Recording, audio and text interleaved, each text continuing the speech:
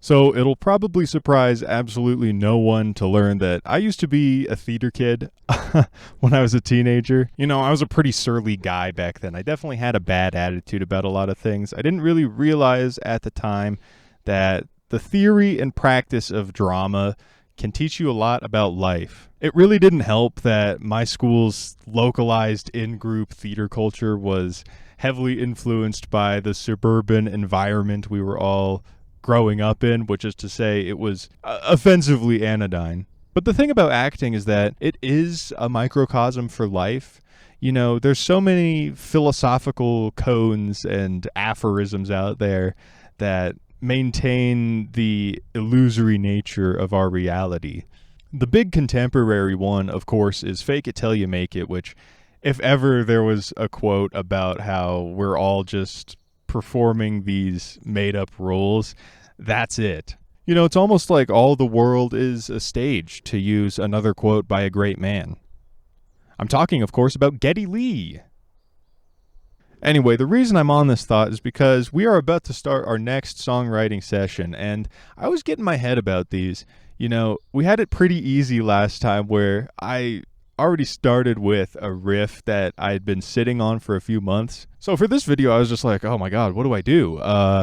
And that's when it hit me, you know, the realization that the nature of all creativity is improvisational. That's right, I was thinking about freaking improv, which I probably don't need to explain to anyone watching this. You know, if you haven't seen Whose Line Is It Anyways, you've probably seen like a comedy troupe at a Renaissance fair put on some shit. It's practically a cliche at this point, but the main rule of improv is yes and. That is to say, you say yes to every line or suggestion that you are given in a scene. The theoretical undergirding for this paramount rule of improv is the idea that the word no presents an entropic barrier to the progression of a scene.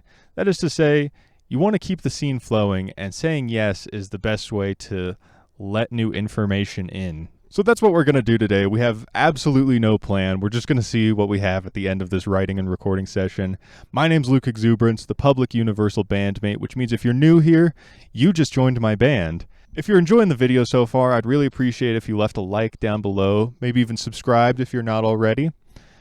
And with that, let's get inside and play with some instruments. The studio has been upgraded.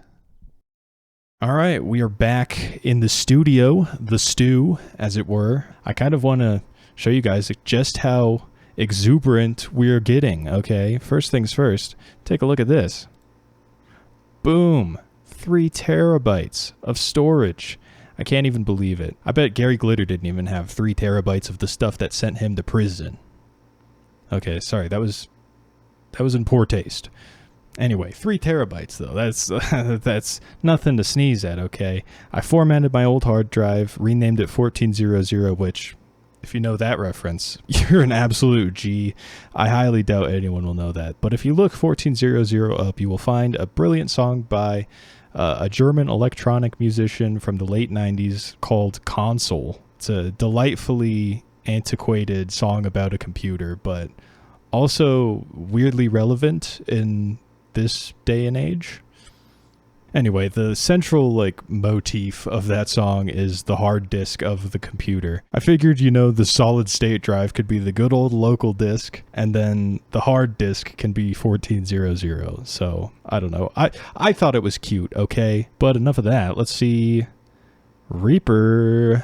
Check it out. Licensed for personal and small business use. That's right. I bought a Reaper license. That's how serious I am about this. It was only like $60. I should have bought it like 5 years ago, to be honest. Anyway, in the spirit of improv, I think we're just going to mess around on my keyboard, my Casio CTK 2400, which is like a beginner keyboard. But yeah, we're just going to mess around on that until we find something good. First things first, though, let's change this track color to something else. That looks good. All right. Call it Cassiope. I've been hearing about Cassiope all the time lately. I've never even heard a Cassiope song. I just see that name everywhere I go. But maybe I'll give them a listen. But anyways, let's get over here. I promise I didn't just spend 10 minutes setting up this shot. Anyway, we're on the keyboard. First time it's made an appearance as an actual instrument in a Luke Exuberance video, I might add. But no, I've got it on this hard alto sax setting. I was recently re-listening to this great Laurie Anderson song called From the Air, which has this really jazzy sax riff on it.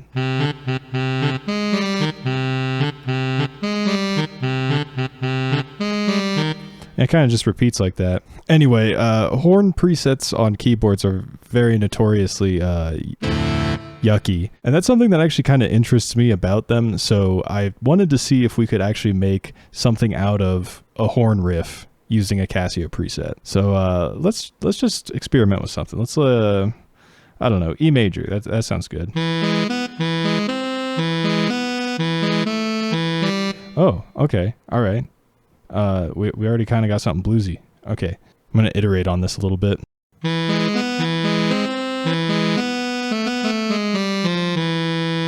Okay, I kind of like that. Let's see how much farther we can take this.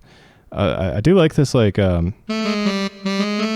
that's like so blues right there. I don't even know what, like, blues scale we're playing in right now, but this thing right here is so cool. That just kind of happened. All right, anyway.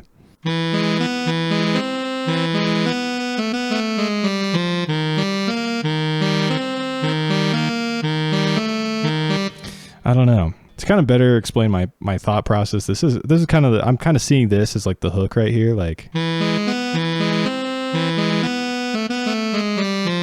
and then it goes into like a verse that's like, I kind of want to change it rhythmically. It feels like it should like slow down a little bit right here, or be less insistent. Maybe something like this. Oh, now would be a great time to have a normal pinky. All right, that's good. I think I'm gonna get this recorded real quick. Tell me, would it really be a Luke Exuberance video if an evening thunderstorm didn't roll in and ruin my lighting? I don't think so. Anyway, I've got our little keyboard riff recorded. It is so funny to me that you have to practice your own ideas. Like, I'm the guy who made it. Like, why can't I just play it? So I did like 20 goddamn takes of this thing, and I think we've got it in a place where it's good. So it sounds like this.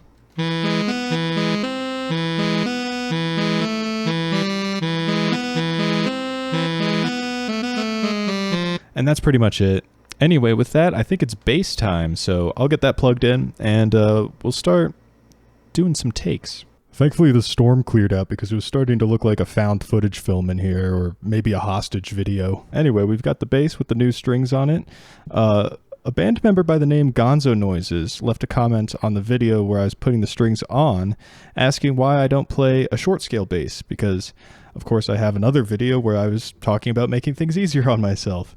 And Gonzo Noises has a great point, to be honest. I think for me, it's almost kind of like I have all my bases, no pun intended, covered. You know, the thing about short scale basses is that they're really boomy. And that's really good for like reggae sounds and stuff like that. But I already can imitate that pretty well with flat wounds on my jazz bass, which will probably make an appearance in some video in the future. I have to admit, and this is kind of superficial, I just like the look of long scale basses better as well. You know, I'm a pretty tall guy. Thankfully, long scale basses look pretty proportional on my body. It'd be different if I were like 5'7" or something. I'd be like down here with like, you know. But you know what? I'm open to playing a short scale bass one day, especially after watching the Flesh Simulator video where he talks about his Squire Bronco that he distressed to make look like this disease tetanus ridden mess. Anyway, with all that being said, I think it's about time we work out a bass line on this thing. In the interest of yes-anding our way through this song, I think we'll just see what sticks.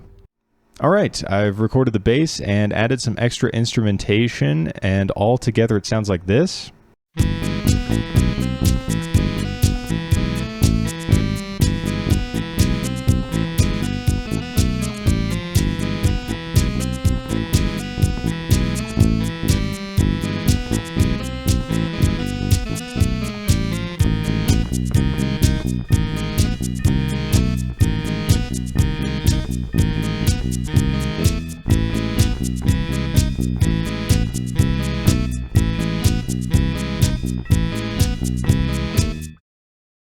I hope you bassists out there appreciate the tablature. You know, it's kind of funny. Something I overlooked when I formatted my old hard drive is that I lost all of my Reaper plugins. So yeah, the drums you're hearing are just the Tech Pop preset on the Casio.